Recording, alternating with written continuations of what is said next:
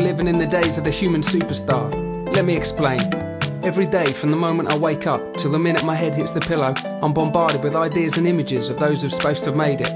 The successful ones who've got it all, the ones we want to be like. You might say I'm being tight, but if you dig deeper it's obvious things aren't always what they seem. You see, there's only one true superstar worth trying to be like. No glitz and glamour though, just one God who left heaven to walk this real life. He got his hands dirty, struggled with the same stuff you and I do. Difference is he didn't cave in, it was perfect, lived his life full. No prizes for guessing who I'm talking about though. Most of the time you probably see him wearing a white nightie hanging in some stained glass window. Jesus Christ. You might just know it as a swear word, but I promise you there's more to it than that. Just check the next verse.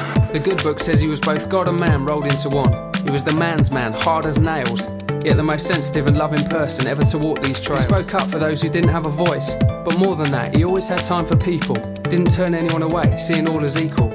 He cried. He even washed his mate's feet. Don't know if I could do that. Age 33, his time came to an end as they nailed him to that tree. But what's the point of that, you thinking? To be continued, verse 3.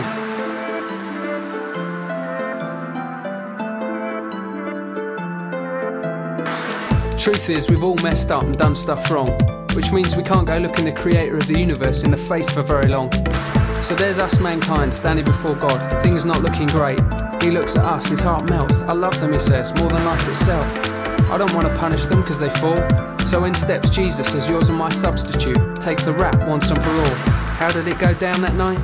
They nailed his hands and feet and stuck a spear in his side. They put a crown made of thorns on his head, then he died slowly on that cross and bled.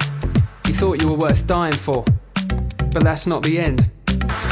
3 days later he made a spectacle of death. He got up, folded his grave clothes and left them in a pile on that empty bed.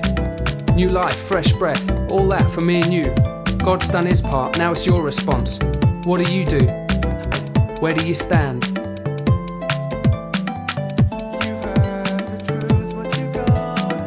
There is a God who loves you the way you are and desperately wants you to take his hand.